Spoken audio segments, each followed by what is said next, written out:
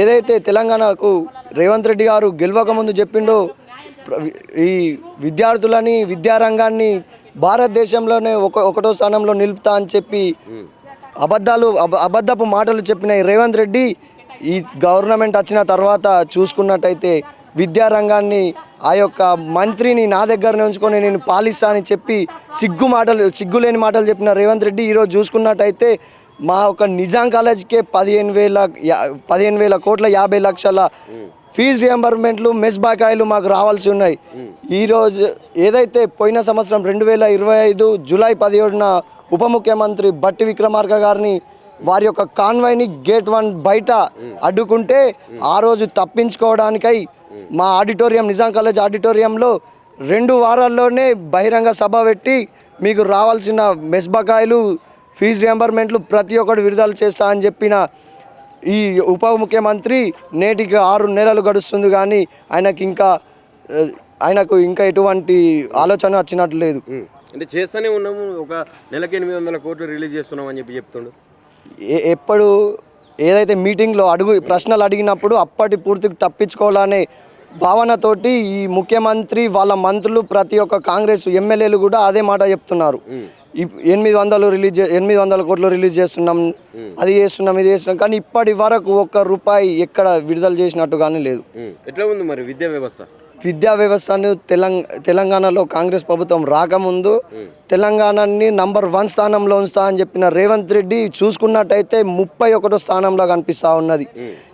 ఏదైతే సంక్షేమ గురుకులాలు బీసీ ఎస్టీ మైనారిటీ ప్రతి ఒక్క గురుకులాలు చూసుకున్నట్టయితే ఈరోజు ఫుడ్ పాయిజన్ కేసులు, ఏదైతే నువ్వు 100 కోట్లు పెట్టి మెస్సీతోటి నువ్వు నీ మనవడు ఫుట్బాల్ ఆడినరో అదే రోజు నా పేద బడుగు బలిగిన వర్గాల విద్యార్థులు 42 మంది గురుకుల విద్యార్థులు ఆసుపత్రిలో చేరినారు. అదే రోజు నువ్వు సందర్శించినావని నేను ప్రశ్నిస్తూ ఉన్నాను. విద్యారంగాన్ని ఎన్నో తీసుకుపోతా అన్నావు.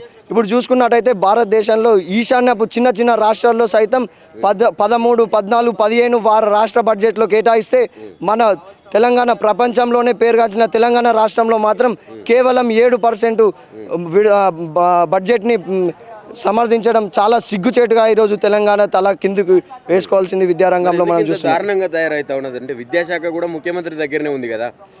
విద్యాశాఖకు నిధులు కేటాయించిన 7% నిధులలో కూడా సగం వీళ్ళ కమిషన్లు వీళ్ళ జేబులకే పోతున్నాయన్న. రాష్ట్ర బడ్జెట్లో కేటాయించిన ఆ 7%లో కూడా ఇప్పటిదాకా విడుదల చేసిన 7%లో కూడా వాళ్ళ దగ్గర నుంచి అక్కడ సగం వాళ్ళ రాష్ట్ర ముఖ్యమంత్రి రేవంత్ రెడ్డి గారు, ఆయన ఉప ముఖ్యమంత్రి బట్టి విక్రమార్క గారు ఇక్కడ విడుదల చేస్తా అన్న పైసలు నాకు 30% ఇస్తే మీకు రావాల్సిన స్కాలర్షిప్లు విడుదల చేస్తా అన్న సిగ్గు లేని ఉప ముఖ్యమంత్రి ఈరోజు బట్టి విక్రమార్క గారు మనం ఈ తెలంగాణ ఉప ముఖ్యమంత్రిగా చూస్తున్నాం. అంటే అధికారికంగా చెప్పిండు, అధికారికంగా కాదు, సార్కి చెప్పి 30% నాకు 30% కమిషన్ ఇస్తే మీకు రావాల్సిన మొత్తం స్కాలర్షిప్ని ముఖ్యమంత్రి గారు విడుదల చేస్తా అని చెప్పిన ఈ ఉప ముఖ్యమంత్రి సిగ్గులేనివాడు. ఏం చెప్పాలనుకుంటున్నాం? ఏబీవీపీ ఆధ్వర్యంలో ఒకటే చెప్పాల్సి ఉన్నాం. రాబోయే కాలంలో ఇప్పుడు నువ్వు ఫీజు రియంబర్మెంట్లు మెస్ బకాయిలు అలాగే ఈ ఏదైతే సంక్షేమ గురుకులాలు ఉన్నాయో వాటి ప్రతి ఒక్క ప్రాబ్లమ్స్ని మీరు క్లియర్ చేయాలని ఒకటే చెప్తున్నాము. లేకపోతే రాబోయే రోజుల్లో మీ అసెంబ్లీని సెక్రటరియేట్ని మీ ఎమ్మెల్యేలకు మంత్రుల ప్రతి ఒక్క క్యాంప్ ఆఫీస్ని ముట్టడిస్తాము. మీరు ఎక్కడ తిరిగితే అక్కడ మేము అడ్డుకోవడానికి ఏబీవీపీ ముంగట ఉంటుంది. ఏడ కూడా ఏబీవీపీ తగ్గదని ఒకటే హెచ్చరిస్తా ఉన్నాను.